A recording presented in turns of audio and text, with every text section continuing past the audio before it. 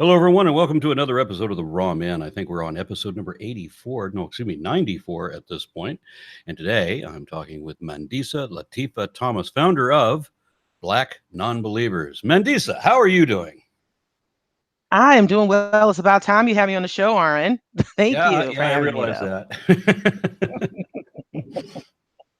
And we're joined today by my wife, Lilandra. Hello, Lilandra. You are muted right now. You Okay, there you remembered go. to introduce me. Had to Hello, remember it Lilandra. eventually. Hello, Mandisa. It's good to see you. So, the first thing I want to You mention is too. the first thing I want to ask you about is, I mean, I just saw this thing today, which I guess was from an award ceremony from yesterday. I don't watch TV, so I'm a little bit out of the loop. But I remember somebody saying, as she was receiving her award, she says, "I don't even believe in God, but I'm gonna thank her anyway." Yes, that is actress Sandy Newton, who is a British actress. She's been around for a while. She is Black. She's a Black woman from Britain. And she actually did a TED talk a couple of years back about embracing her otherness, in which she actually said that she grew up she was a non-believer. So yes, she is an atheist. She's a very, very good actress. She's a beautiful woman too.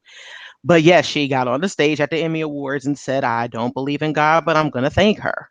And so that was pretty impactful and tremendous there. I, for one, think that it is best for the more common of us, if you will, to start speaking up about our atheism and non-belief, and that we shouldn't totally depend on celebrities to validate that. But if it does, that is still very remarkable, considering that it was a Black woman who said it, and an actress in an arena where almost every one of them is thanking God left and right. So it was amazing. Yeah, I remember when Chris Pratt gave his, he was a little bit of a disappointment to me. Chris Pratt said that he encouraged everybody in the audience to believe in God, and I'm like, I was really Ugh, liking that. I was geez. I was really liking him up until that point. Then we just kind of lost it. Right, yes. But then Chris Pratt is Yeah. American, and you said this actress is British, and I'm wondering if that has a significant role in that.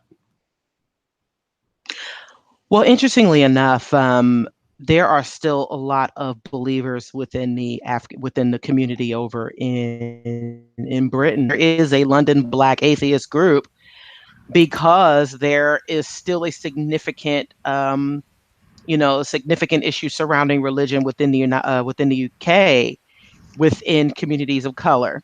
Now, that may not necessarily be the case overall, just like over here, the number of nuns are rising. But when it comes to communities of color, particularly in Black communities or in, multi-ethnic communities or African descent, that is still the case, that there is still a huge amount of religious presence, which can make it that much more difficult for us to openly identify and find each other. So there is a similar dynamic between the two countries within our communities. If you don't mind, and I know this wasn't about that, but I am curious. I mean, can you compare and contrast between the UK and American? Well, interestingly enough, there's a lot of, the United Kingdom, much like Canada and much like in your major cities in the United States, like New York and like Miami. There is a huge population of West Indian descendants, like African descendants, particularly in the UK. So while most blacks here in the United States pretty much, we are the descendants of, the African captives, which most of us are. There is still a hugely heavily identified West Indian and African presence, particularly within the UK, and that British colonialism. So I think that there probably isn't much to contrast with the slight difference of accents, if you will. But most of our experiences, most of what we go through in our communities, especially as it pertains to racism and injustice up against people of color, a lot of it is the same. And for example, you can look up the Brixton riots, I think back in the 70s. That is the predominantly um, Black neighborhood or community of color over in Britain, in London. And so there were similar circumstances, like, let's say, for example, the Watts riots or the riots in the 60s, which people started protesting their conditions. And so, just giving a little background, I'm a bit of a history buff here, but um, I would just say that we're probably running neck and neck, as far as I know that 80% of Blacks in the United States identify as religious, but usually in most of your communities of color across the and in what are considered third world countries, most of them are religious and fighting along the same lines. Yeah. Well, I would agree that, and certainly in third world countries, I mean, white populations are also going to be predominantly religious, but we've seen an awful lot in Europe where they're just walking away from it. And I just saw that culture as or maybe I thought that it just isn't in general, like all populations or all demographics within Europe were kind of leaning that way, whereas the United States atypically seems to be becoming Mhm. more and more religious all the time. And seemingly, I think we Yes. were really kind of always there. We had an aristocracy that started this country, and as I remember, with there was a waves of religious revivalism that were protesting the aristocrats that were in charge, who themselves were not very religious Yes. people at all. But the Correct. nation seemed to rebel against that by becoming much more religious as a retaliation, it seems. Yes, you're absolutely right about that. I think many people tend to forget that the Constitution, even though, yes, the framers of the Constitution, while they were slaveholders, they did state out, or the freedom of religion, meaning that this wasn't a Christian nation.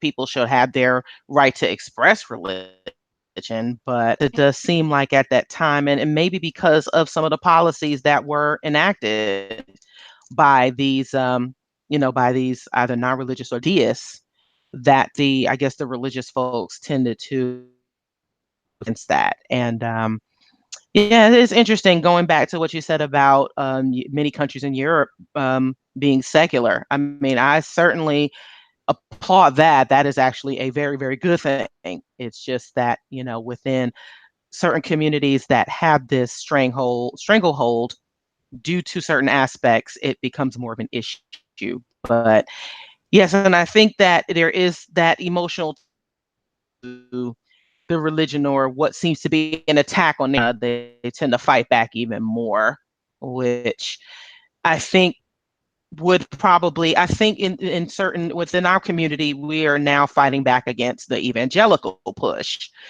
where there's a push to infuse, religious beliefs into public policy. I certainly think that that is something that we should be doing as well. Yeah, I'm interested in what is your motivation and your target audience? Like who do you most often address? Like right now, for example. I I'm mean, sorry, you kind of cut out there. okay, yeah, my apologies. I've been noticing some Mhm. lag in the line for whatever reason. But who is? I want to hear about your motivations, how you got started, and everything. But for right now, I want to know who is it that you like right now? If you're going to be talking at all, you're going to be talking to whom? Who is your target audience? My target audience, gosh, I have a few target audiences here. Right now, it is primarily the secular community, because this has been part of this has been a huge part of the activism, is trying to show that there are more people of color and Black atheists in particular in the community than people think. Also, what our concerns are and why it is important for us to continue to listen, continue to adjust approaches, and to continue to sufficiently work together, because there are some barriers there. I would say yes, my target audience right now is the secular community. It's also the Black community, because again, our community does need to know that there are more of us out here. Now, there are a lot of Blacks who are challenging religion. I would also say my audience is the Black atheist community in particular, because there are some things that I know that we should be doing to better work together. Um, it is possible. It seems like there are many of us who get stuck in this idea that there are just so few of us that we can't connect, and that isn't true. Otherwise, Black non-believers would not have been expanding as an organization over these past 7 years. But primarily, it is a secular community, whether we are, whether it is the Black, white, men, women, um, or whatever gender identity.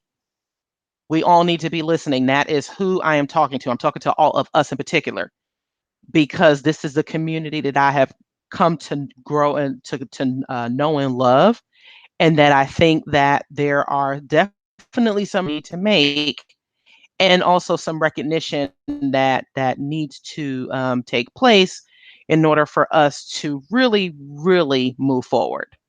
It's funny that the secular community is I What? have.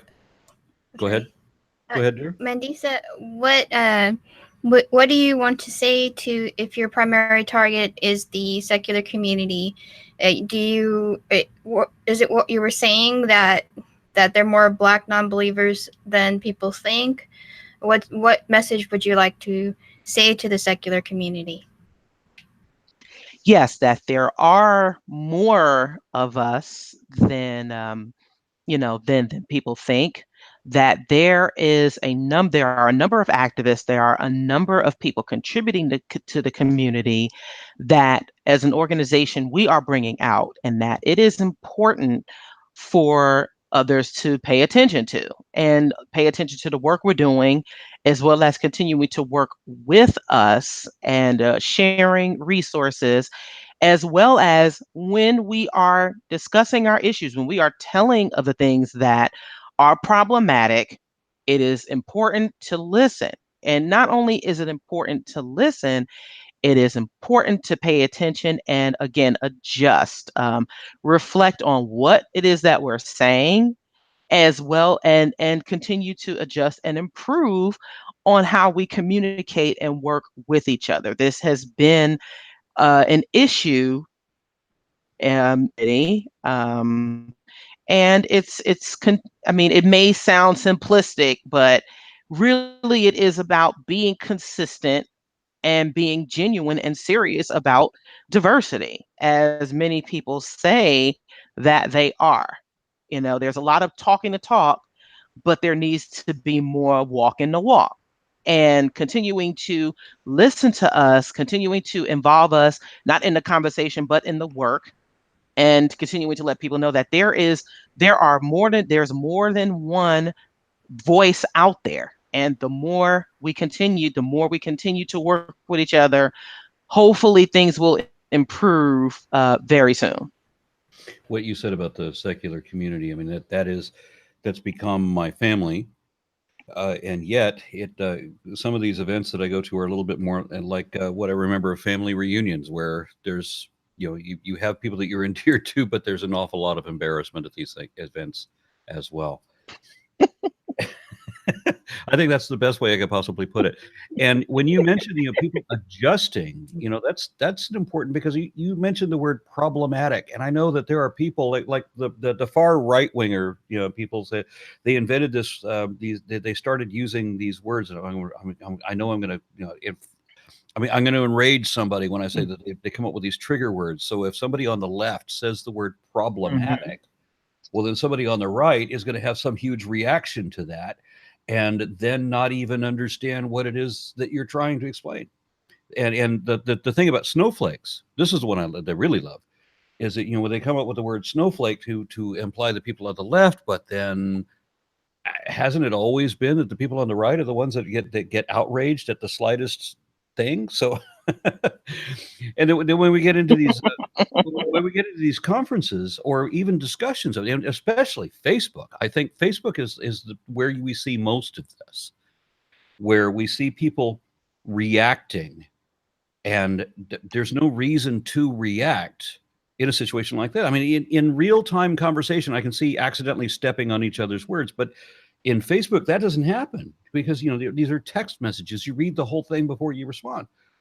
And we're still seeing this kind of miscommunication because people seem to be more defensive really than they need to be, or they don't even know that they are defensive. I'm defensive. I realize that. I can understand exactly how defensive I am. And I understand why. There's a certain degree of discomfort in these conversations. For me, as a cisgendered, wholly heterosexual white male and everything, I realize my position of privilege. I'm able to say what my position of privilege is, and a lot of other people, for whatever reason, can't accept that. I hope I didn't just ramble there. I hope that made sense. No. So actually, there are a couple of things happening. Many people aren't reading or listening to understand. They're listening to respond. That is a major, major barrier to communication. And I've seen this a lot recently. And for example, I'm pretty sure that even with this podcast, there are people that are going to say, well, why does it have to be a Black non-believers? Without even Googling us, without looking at the website, without seeing some of the things that we have, some of the people that we featured, even the people that we've connected with, there is going to be an immediate reaction. And I was actually shocked the first time that I saw this back in 2011, the first podcast I ever was on. It was a Critical Eye. And I was a bit shocked because the premise for starting the organization wasn't separate ourselves from the community or from white people. The point was to try to bridge that gap. But unfortunately, in seeing how people can be, and like you said, there is a discomfort in having to discuss something that they're not used to, an aspect that you've never had to really think about. That is very, very, it's unfortunately the nature of people. But and there are some folks who may make it a little bit difficult to have the conversation, but when you at least make the attempt to listen to what is being said and sufficiently doing some research, sufficiently reading, then you shouldn't be getting so defensive. Because just like similar to what we try to explain to believers, that the information, and we're not trying to hurt your feelings, but the facts are facts. And this is information that needs to be taken into consideration. And also, there should be some empathy. There should be some understanding as to what the person is saying and not always trying to inject what you think about it. That could really, really help in a lot of conversations. But for some who are used to either doing things or saying things a certain way, yeah, that's going to be a bit more difficult. And that's just that's one of the hurdles that we're dealing with here, is that many people are more emotional than they care to give themselves credit for. And that's fine, but be honest about it. Be honest, and be honest about the fact that it's something you never had to think about. It's something that you don't know of, but let's not just come out of the gate just jumping back and lashing out, especially when you haven't done any sufficient research, any information.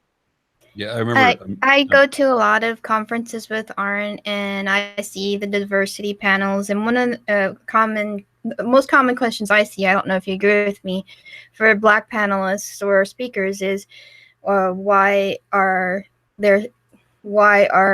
Black people involved in the church because of slavery? And they don't wait for you to answer. They come up with their own answers to the question, or people who aren't Black answer the question, really done any research or listened, or don't really have strong knowledge of why. And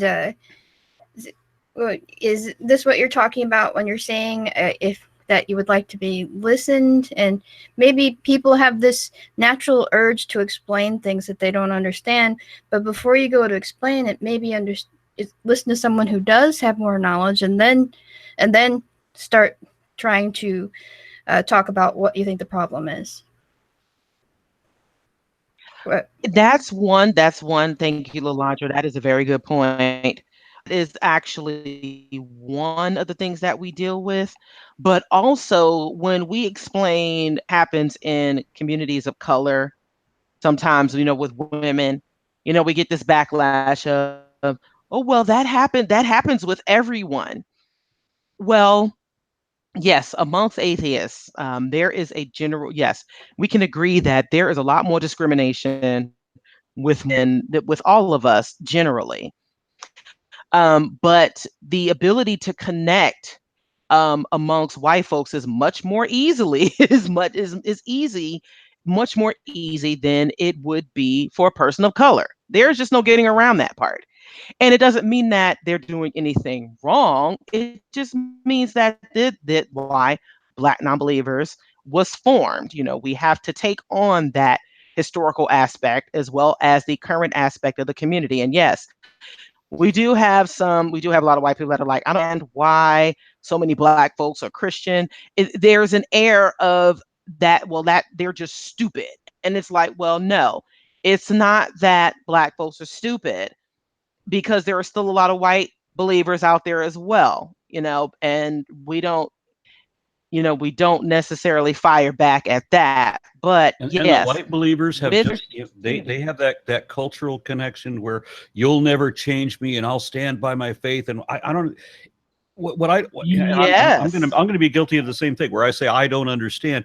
I don't understand how white people can say that they don't understand how Black people are so attached to their religion when their white relatives are so attached to their religion in the same way. exactly. Yes, absolutely.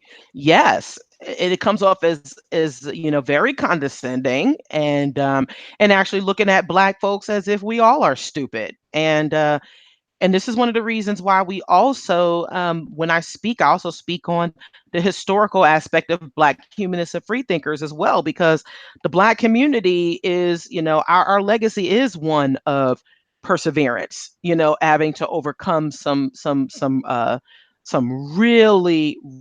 really rough obstacles. And so it's not that people are stupid, but there is this emotional tie that people have, and this traditional tie. Yeah, completely don't agree with it. I even grew up wondering myself, why are we so Christian, especially knowing that, having learned the history of how Christianity in particular was imposed on the Black community. But I had to understand that I wasn't, I was more the fortunate. My my mom, um, I was born in the 70s. And so, that was a very, very progressive time. I was one of the kids who grew up learning about this stuff. There are still a lot of people, Black and white, who don't know this information. And so it's taking them to become an adult or to have gone to college to things. And so I realized I was a bit ahead of the curve, and I had to understand that. And so, yes, there is a privilege that some people have, that they need to understand that, yes, you've had certain access to information. There is more availability. There is more of an ability to connect with other folks. And so, understanding that there are others who may not have that, it needs to be understood and supported so that there are more of us, so that we are getting there at least similar paces than before.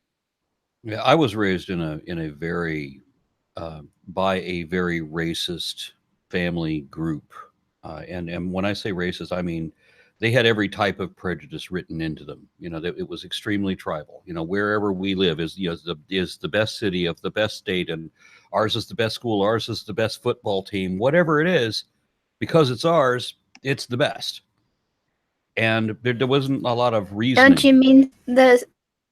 Just kidding. I'm sorry, I didn't Orange catch. froze. White supreme. Yeah, there was a lag in your. Can you say that again, dear? Yeah. Like, Yeah, you're say saying that one more time. everything was the best. You're Well, saying everything was the best. Don't you Yeah. mean the supremest? well, yeah, that could likely be the case. That yeah, it really could. And what you chimed in, and I forgot where I was going with that, so I'm probably going to look really bad now because I didn't get to the point, the punchline that I thought for That's myself. fine. Yeah, that's one of the things that didn't catch with me, and I think that the reason is I was always an odd one out in my family. I think I'm the only person that ever went to college in my family. I mean, you were talking about you learned history, and I see Mhm. very few people, regardless of race, that know anything about anything anymore.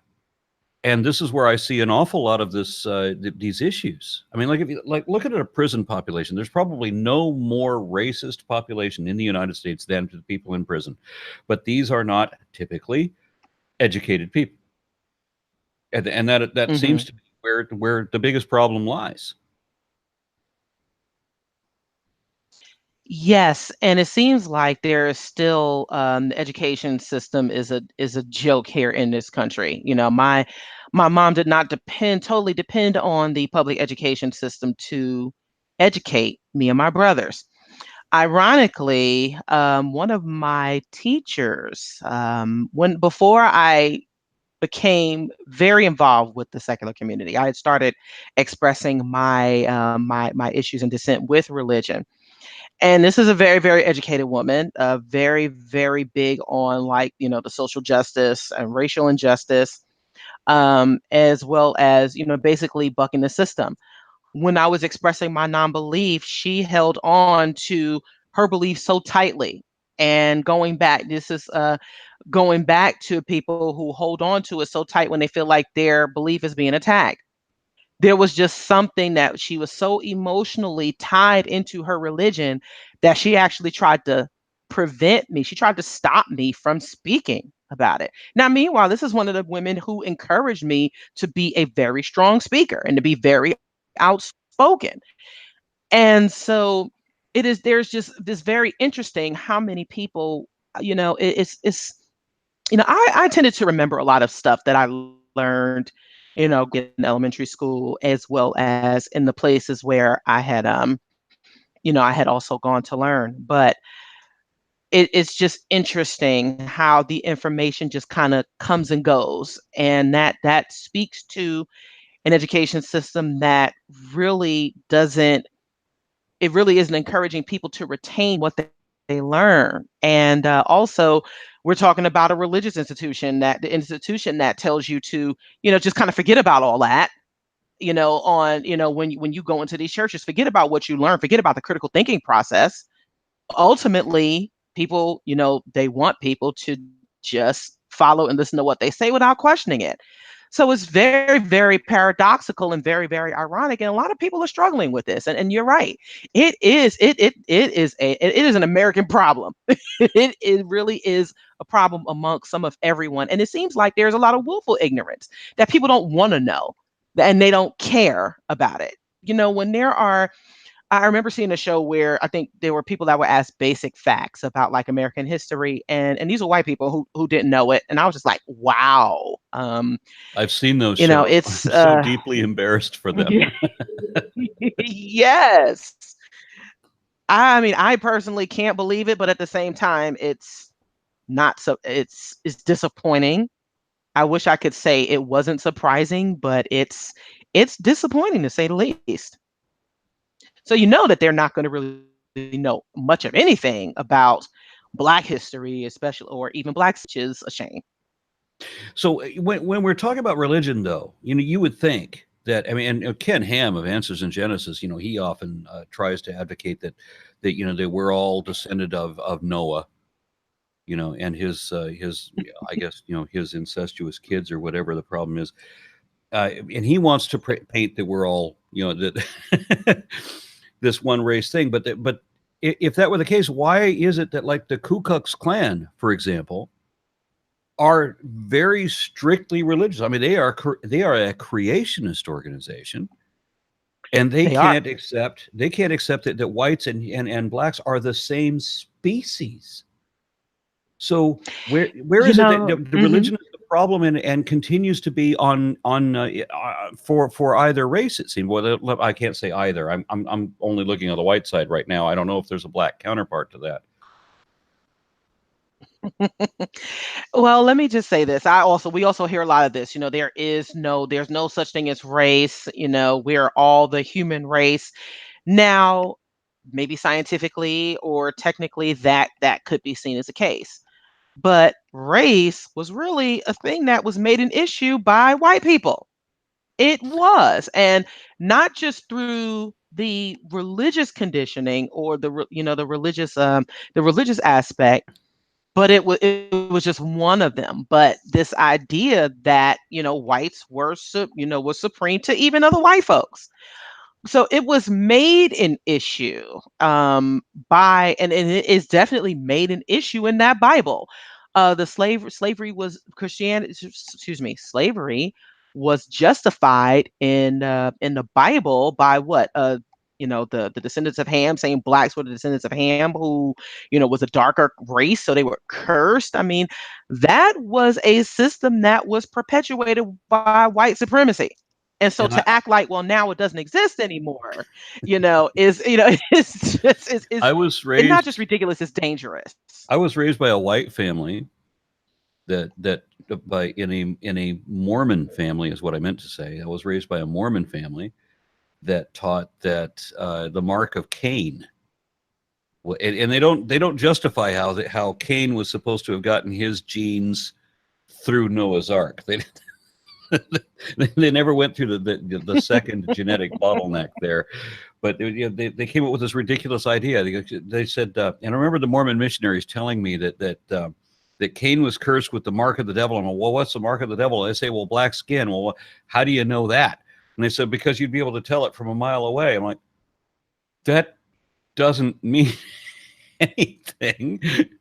Darwin was, to Right. address something that you just said, Darwin was one of the first. He was actually the first that I know of to argue against the idea of multiple races. He has a very great quote Hmm. in his Descent of Man, where he says that all of these experts keep disagreeing on however many races of humans there are, and so and there was a there was a different definition then than I think we commonly use now. I think race now is synonymous with lineage, but it wasn't then. In the 19th century, Hmm. race was like a subspecies kind of a category.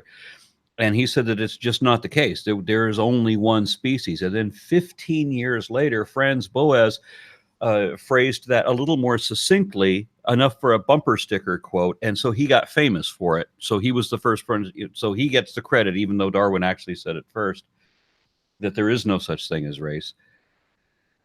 And it's frustrating to me that people draw where they come up with these divisions and why they have to adhere to them so strongly and why it makes such a big damn difference to people. Well, it's interesting because institution of supremacy, who's better than the other? And this can also pertain towards gender as well. Who is the more dominant gender, or what have you? Unfortunately, the science and the history sort of collide here. And it would be nice to have thought that everyone would have listened to Darwin when he said that there was difference in races. But there have been scientists who have tried to prove that that black folks were inferior to whites, and this is something that, and even when we talk about Sam Harris, who allowed this who was this guy who talked about the bell curve recently, How did I know and Sam Harris this was going to idea. come into this conversation? How did I? Well, yeah, I mean, unfortunately, I mean, hey, this is what it is here, that we have people discussing, we have people talking about this and actually seeming to infer that there are people from different backgrounds or races who are inferior to others. And so as long as these things continue to happen, then they do become an issue as well. And it's also about the societal aspect, how people have been treated. And so we cannot ignore that these things have to be, they have to be discussed and they have to be acknowledged, that people who are, from different backgrounds, whether they're black, white, or what other ethnicity, that there have been other marginalized based on their skin color and based on their gender.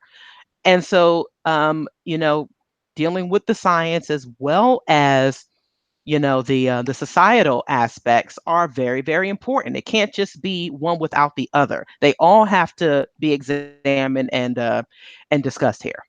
This may be going out into dangerous territory, but I mean, there's no reason necessarily why, if you have divided, if you've decided that let's say three divisions, between the Asiatic people and primarily African people and the European people, but if you want to divide it doesn't work. But a lot of people have this, that there's basically three, and I realize that doesn't work, but most people seem to have this notion that there's basically three races.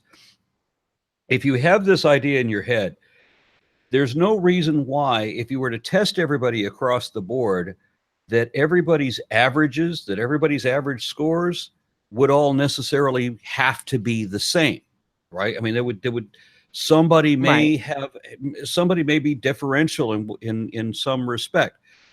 But at the same time, you have to remember, as we mentioned before, that if you look at the global scale, if you include all the third world countries, then we have, white people in all these third world countries are going to be more predominantly religious, and that seems to correlate with levels of education and so forth.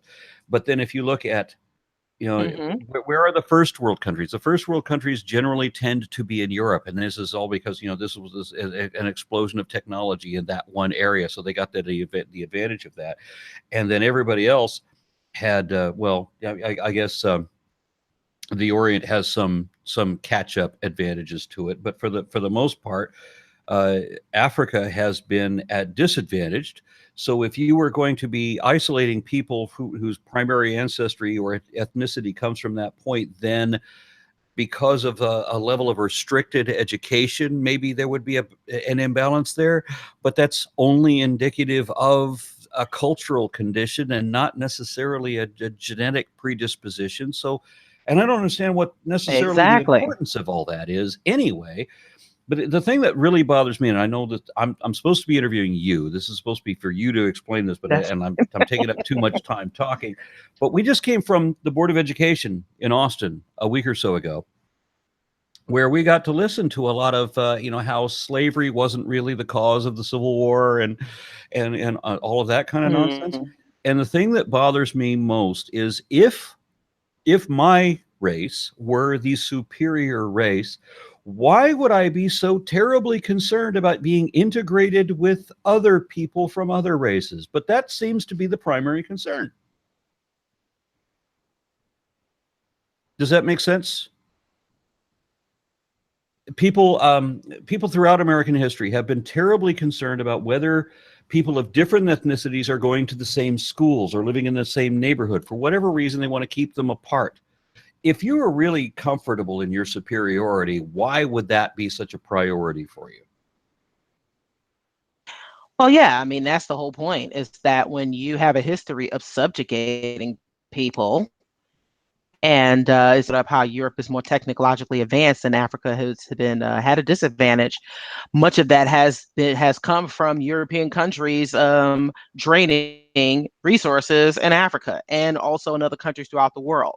So there Again, is going an back to, unfair yeah. advantage that the European country, the colonialization, and also, yes, absolutely, that has had long lasting systemic effects through to the continent of Africa as well as other countries across the world. And yes, when you base your power, and when when fear and manipulation is at the core of how you achieve that power, then of course you might be fearful, you might be scared that others either might do the same and people might rise up. And I find that, yes, it is often it's powerful, but it can also be very fleeting. Because if you have the facts and evidence on your side, then there's no need to be scared. But when it's interesting that you have these people who are trying to keep it so like, oh, it wasn't just now. There were also economics that was tied into the Civil War, but what was the economic condition? What was the primary source of economics at that time? Slavery, Exactly. and Free also labor. indentured servitude. Yeah. Exactly.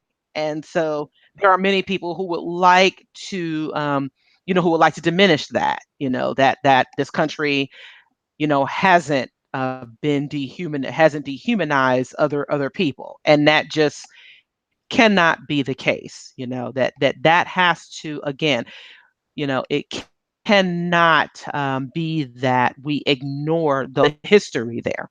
I remember reading a document that was written on the day that Darwin was born. There was a document written in the United States that addressed black people in the United States as though they were livestock, describing him in animal terms. Hmm.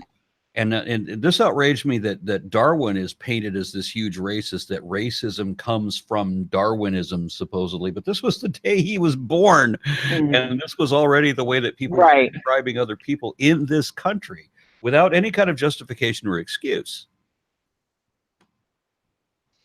Yes, I do think, I mean, if the history doesn't support that Darwin was racist, then I think that should be pointed out.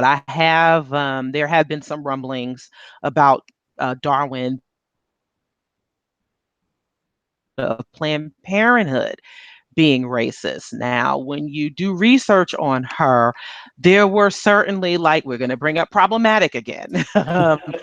It is understandable why the Black community would see her me. I think that some of that is ill-advised, but understanding her, what she thought back in her time, I think painting her as just this extreme champion for women's rights is a bit irresponsible. Just like with Tom, many people laud Thomas Jefferson as being this champion for secularism, which he was. He was also a slave owner, though, and this was at a time where blacks were not considered human.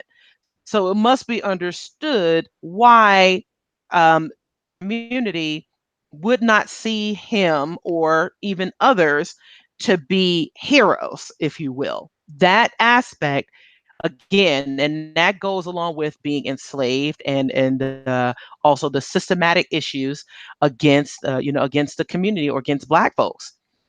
So understanding those differences is extremely important. And it doesn't mean that you get to take it personal, but hopefully, but again, when people don't listen to understand and only listen to respond, then this is where the barriers in communication will come in. I'm not sure when it will be resolved, if it will ever be resolved. So it's just a matter of man.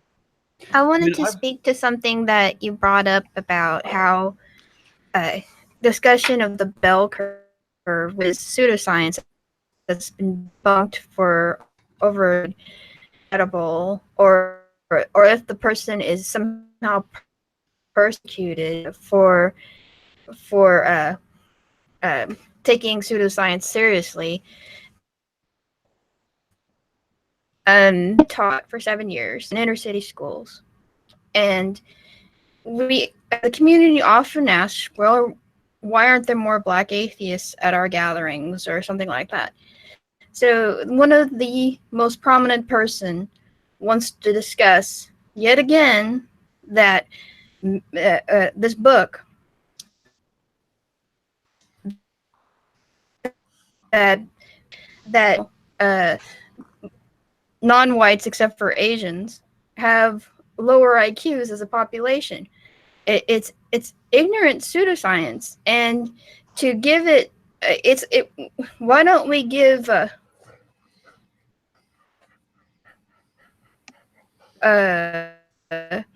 creationists will whine and complain that they can't ever get scientists to listen to them. It's not that. It's not not that being persecuted, it's you're wrong. You're demonstrably wrong. And inner city schools and colleagues that would say in the lounges, my students are stupid. They would say that out loud. And this is what people hear when you start discussing their intelligence as a group. I've heard people talk to me like this at different points in my life. I've heard this nonsense before. I don't need this. So why I belong to I'm biracial, Asian and white, and I belong to the groups. And there's no reason for me to take this book seriously other than vanity. That somehow my ego is stroked by that. I don't need it. I prefer science. I prefer facts. I don't need my ego stroked by cherry picking data, and and and testing that isn't even proven that it's accurately measuring intelligence in the first place. And this all been said before, many a long time ago, debunked a long time ago. And but people are like, oh, I'm just saying, and they just keep bringing it up, and that sounds to other members of the community like what they've been hearing their entire life. Why would they then why ask the question, why aren't there more Black believers, and then answer your own question, well, it's because it's because they are more dependent on the church or whatever. You're not even beginning. If you're genuinely curious about the answer, ask it, do some research, ask somebody who knows. That's what I have to say. And yeah, there was a question in the chat room, or there was a statement in the chat room that said no one has reacted more poorly to the idea of intersecting this community than the atheists. I do not find that to be the case. Now, there are a lot of atheists who genuinely do care about like diversity and being inclusive. But like you said, when you describe these attitudes of people, especially when they are speaking like in private, I've known there's a difference between what people do in private and what they say in private, and that isn't lost on many people of color in the community. Is that we're seeing a lot of people who will express, who will show their and privilege, and then they don't understand why some folks won't want to be bothered with them. Like, if you can't ask a question of a Black atheist and then think that it's solely, or visible Black atheists solely be due to the church, when they're really pompous and awful attitudes that many of us encounter within the atheist community. And even if they don't think it's intentional, I tend to watch body language. I tend to and yeah, if they're saying in private and it actually comes in your actions and your attitudes, then no, you're not going to encourage more people of color to join in with your groups. I mean, that whole part of it. And again, there are people that need to look at their own attitudes and how they may be saying that is a complete turn off. And if they're called, and it's now important for folks to really start calling them on it. Well, this is what you said, and this is what you did. That is indicative of a major problem within the community and why many people don't want to get involved. So there is definitely. Mm-hmm. I got to bring up where we mentioned before about if you say the word problematic, some people will respond, where we react rather than respond. And when you bring up, the problems that somebody faces, and I don't think that anybody would really argue that there are problems that people face. If you are a Black person in the United States, there are certain disadvantages or probabilities of the things that are going to more likely happen to you than would happen to white people. I don't think that anybody would really seriously argue that. And likewise, if you're a woman, compared to a man, there's a higher probability that, X number of things are likely to happen to you than would happen to a man. But if you were to compare that, if you are a black and a woman at the same time, well, then that involves the word intersectionality. And then if you say the word intersectionality, then you've awoken a whole nother type of reaction. And Yes. and why would that be? I mean, yeah, it's almost like, well, how dare you?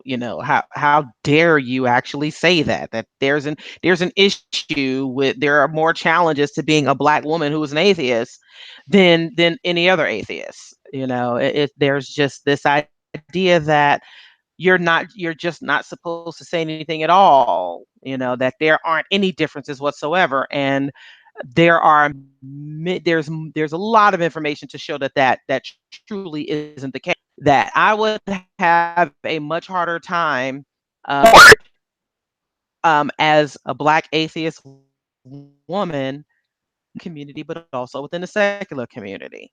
And so these are things that even if people don't want to, even if they may not have seen it before, they don't think they've seen it before, it's now time they started paying attention to it. I got to say that when we started this podcast, the idea was, and we've somehow sidetracked from that entirely. I was originally asking that we have maybe 20 minutes to talk about black non-believers, and we've been on this for an hour, and we've spoken none at all about black non-believers. But one of the issues that I've had with this is that on this podcast, I've gotten a lot of digitized things. I don't know if you've ever heard, where somebody does that, for whatever reason, that happens a number of times on this show or this podcast where it doesn't normally. I'm going to want to have you on again, but not this Okay. way. But not this way. Okay. I want to be. Are you going to be in Austin this weekend? Yes, I am the lecturer for the I'm the lecturer for the yes, I will be there. I'm sorry. I feel like I'm missing my words here. I am the guest speaker for the pre-lecture cruise, the pre-cruise lecture. Oh gosh. It's not that late over here, but yes, I will be in Austin. My wife and weekend. I will be in Austin also. I would like to have an opportunity to sit in the same room so that we don't have to worry about bandwidth issues or the digitization, which is happening to our voices right now. And I will Yes. have the conversation specific about black non-believers and how you created that and whatever your motivations were, and your target audiences at that time. But I'm not happy with Okay. the number of times that I've heard the audio fail. And so while I'm going to go ahead and Yeah. upload this as a regular podcast, I'm going to do this a second time with you and I sitting at the same table. We'll schedule that for sometime this weekend in Okay. Austin, just so that we can do this again. Okay. Sounds good. It's the only way I can save face for having screwed up so much this time, because we talked about like everything else. I wanted to point That's out. fine. Well, that means that the go ahead. I wanted to point out the people in the chat that are supportive of Mandisa. A lot of people have been complimentary. So thank you for being reasonable and Thank rational you. and not getting all into your feelings and getting emotional about a controversial topic. The people that are listening. Yeah, Yeah. and one other thing, Mandisa, is I Thank actually you. And I got to tell the audience that at the beginning of this, I said I'm only asking for like 20 minutes as long as it's interesting, and if it's interesting, we could go up to an hour. And it has been very interesting, and I don't want to stop. yes. Right. Yeah, but I don't want it to be in a low quality, and for whatever reason, I think there's a bandwidth issue, and I don't know what's causing it. We don't normally experience this. Maybe it's because my wife joined into the podcast. Maybe we're cutting bandwidth that way. I don't know. It could be on my end as well. Our really crappy internet down here where I am. Nice neighborhood. The service might be kind of bad. So it could be on my end as well. Well, we'll set up, and please work with us in email to set up a decent venue where we'll have a proper microphone between us. We can sit at a table, maybe the three of us again, and have this conversation a little bit more professionally, and have it work out in a higher quality. But we're going to do that this weekend, and you guys can continue. Okay. You can continue the conversation as it is, but we're going to have the one I'd originally intended. We'll do again this weekend. Mm-hmm. Okay. So, Honey, did you want to bring up anything that was coming up in the chat? Just a Lilandra second has been here. monitoring. Yeah, Lilandra has been monitoring the chat, and so yeah, we'll ask Mandisa to address whatever Lilandra picks for her to talk about. Well, okay. it's been a mixed bag. Lots of positive people, and lots of people were thanking you for coming on and talking about this. And then there are people that I'm not sure how serious they are. So I don't even know if I want to dignify it with a comment, you know? If you can't even tell if they're serious, fuck them. Uh-oh. We can try one I if mean, you are want. they having issues with the content, or they're just kind of, I don't know what they would have an issue with right now, but I mean, sure, let's go for it. Okay. I definitely Well, appreciate the support, though. yeah. And one of the more common things that I see explaining away whatever problem people are talking about. And like this one person posted that that Testament is all about a reason for suffering. Blacks cling to it too hard, hence why people still bring up slavery, hence the feeling of oppression. Mm-hmm. So for me, that is a justice.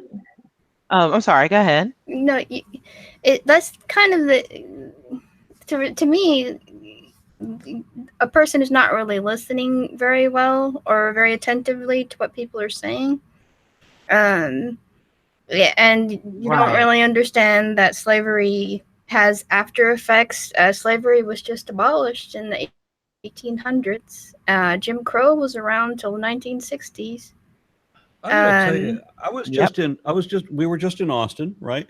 And there was a guy there who showed up to the testimony before the Board of Education with an American flag and a Dixie flag sticking out of either end of his walker. All he wanted to do was tell everybody how much he hated them. We couldn't even tell what textbook provision or concept he was there to comment about, because all he seemed to want to do was rant on about his superiority. He said that his family was Irish, where he called himself Irish, which clearly he was not Irish. He's American. Ancestors, obviously, maybe Irish at best. And so he put himself as equal to your position because at some point his Irish ancestors were slaves. So he doesn't know anybody anything. That was the most bizarre testimony I'd listened to. I didn't include it in my video. It was just something I wanted people to know, that there was this guy who said this, and I haven't heard this just once.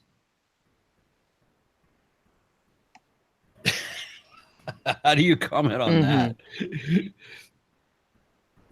Two of the schools that fed in. Go ahead. There was a lag, so go ahead. No, go ahead. Two of the schools that fed into the school that I taught at were Robert E. Lee and Stonewall Jackson.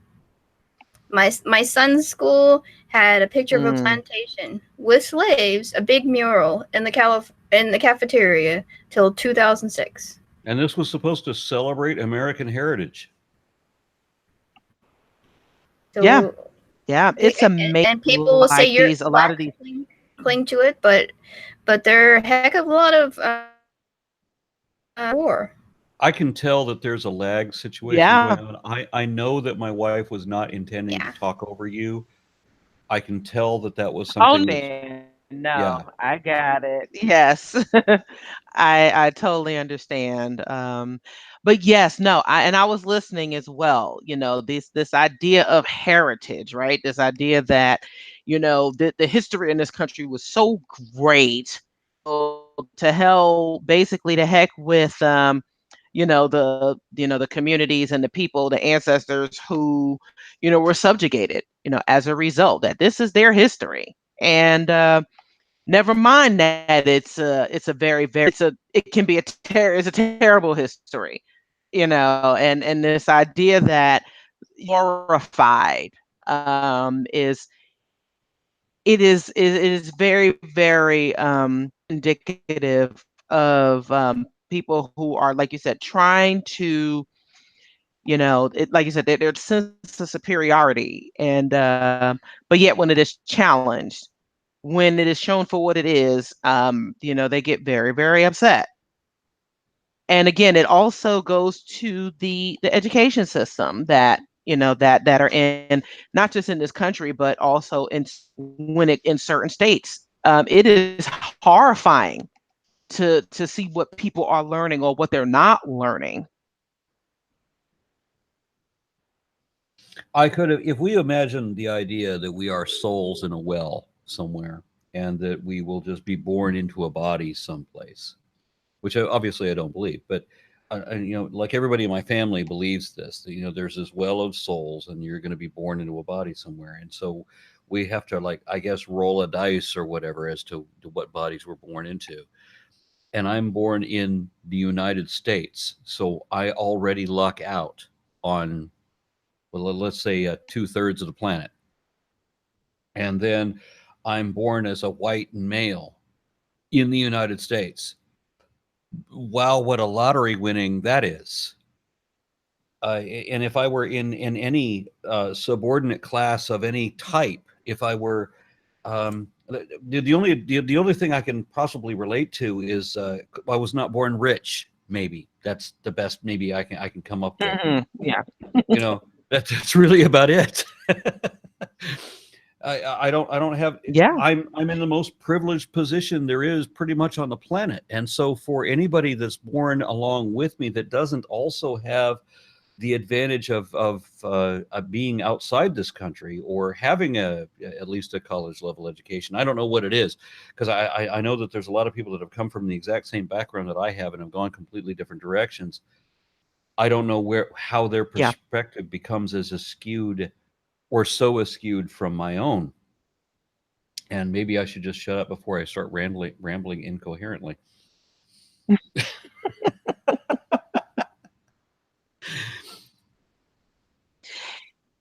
And this is where I say that, white supremacy has really affected and impacted and damaged everyone, including other white people, because, there are a lot who weren't born privileged, and who weren't, and who really did have to deal with, disadvantages and subjugation as well, particularly women.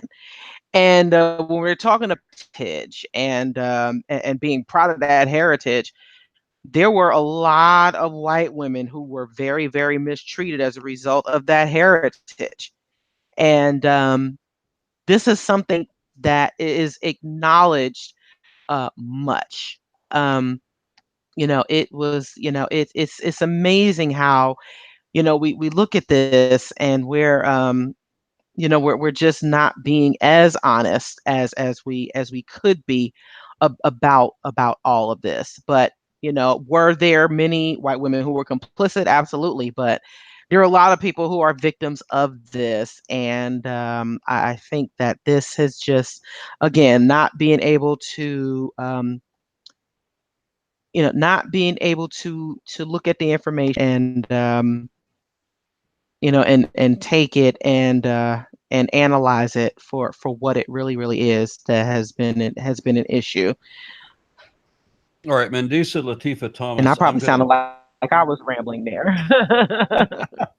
I'm going to let you off the hook for this evening. You and I are going to schedule another interview where we don't have to worry about lag times, where we're going to be able to, it won't be live, because we're going to have multiple cameras on us, and microphones Okay. between us, so there won't be any kind of digitized downtime. We'll have a proper discussion about non-believers and maybe more structured Okay. if need be. And I'm, willing to accept, some feedback and guidance in that area.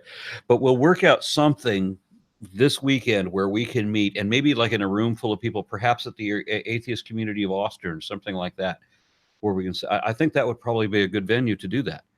But I'm looking forward to doing this That would be very, properly. very, very good. After the lecture and after the back cruise, there should be some a sufficient time for us to set that up. And so I actually arrive Friday afternoon, and so we can definitely talk more off air about how to put this together. I'll be in the area until Monday, so yeah, there should be time for us to set that up, which I very much look forward to. You've been to So Austin yes, before. you and Lilandra are two of my favorites. Yes, 5 years ago in 2013. So that was the last time I was there. And Did that you was the have first time I had been to the state of Texas in years. I'm talking about since I was like a child. I But Lalandra and I absolutely love Austin. We so wish we lived in Austin. We live in Dallas, but we so wish we lived in Austin. We'll show you a great time on 6th Street, the earliest opportunity we can. And then we'll do this important interview awesome. that we need to Yes. schedule. Yes.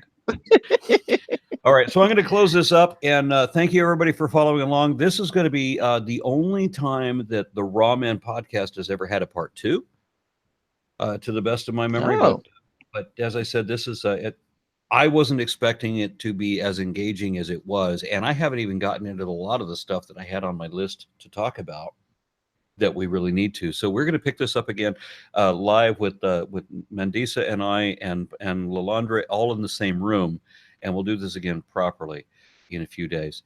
Until then, good night. good night.